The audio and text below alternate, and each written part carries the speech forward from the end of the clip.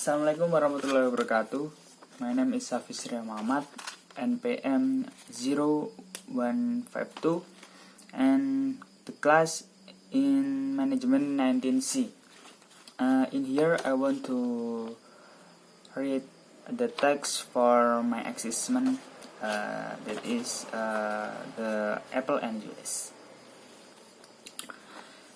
Apple and US book publisher on April 12, 2012. The United States Department of Justice, or DOJ, sued Apple and 5 major US publishers for colluding to raise the price of ebooks. 3 of the publishers settled the suit. 2 others and Apple were unwilling to settle. In January 2010, the publisher had negotiated a new business model for the ebook at a 30% sales commission. Apple would let the publisher set their own price for ebooks.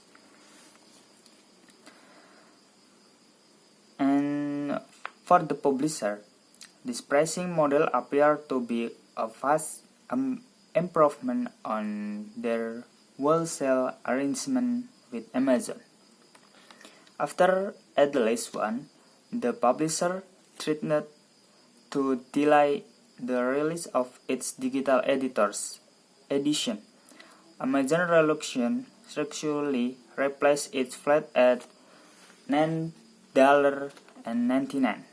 price for ebooks with Apple models, and price rose industry-wide to about $14.99 on average. And racing with Apple as it was prepared to launch the iPad.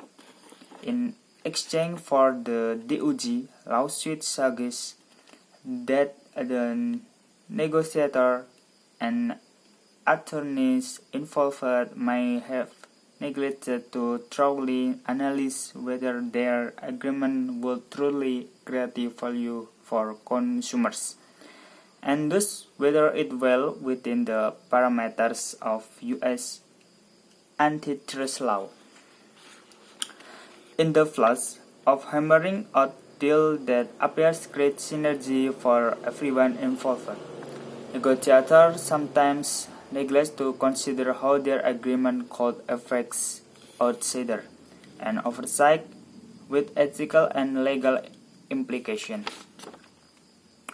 That is the English language, and then I want to translate in Indonesia language, yang artinya dari teks di atas, yaitu penerbit buku Apple dan Amerika Serikat pada 12 April 2012. Departemen Kehakiman Amerika Serikat atau DOJ menuntut Apple dan 5 penerbit utama Amerika Serikat karena berkolusi untuk menaikkan harga e-books. 3 penyiar menyelesaikan gugatan itu. 2 lainnya, Apple tidak bersedia untuk puas. Pada Januari 2010, penerbit telah menegosiasikan model bisnis baru untuk e-book dengan komisi penjualan 30%. Apple akan membiarkan penerbit menetapkan harga mereka sendiri untuk e-books.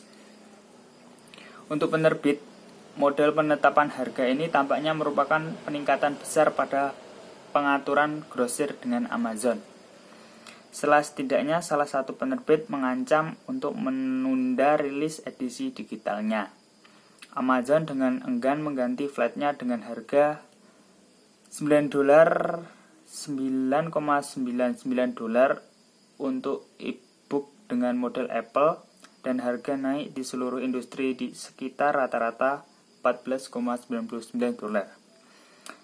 Mengoreksi dengan Apple karena siap untuk meluncurkan iPad sebagai imbalan atas gugatan DOJ menunjukkan bahwa negosiator dan pengacara yang terlibat mungkin telah mengabaikan untuk menganalisis secara menyeluruh apakah perjanjian mereka akan benar-benar menciptakan nilai bagi konsumen, dan dengan demikian apakah itu masuk dalam parameter hukum anti monopoli Amerika Serikat.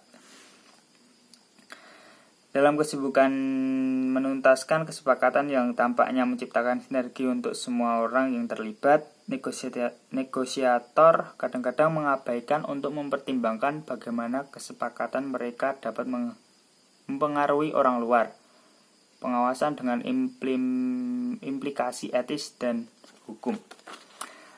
Sekian dari saya. Wassalamualaikum warahmatullahi wabarakatuh.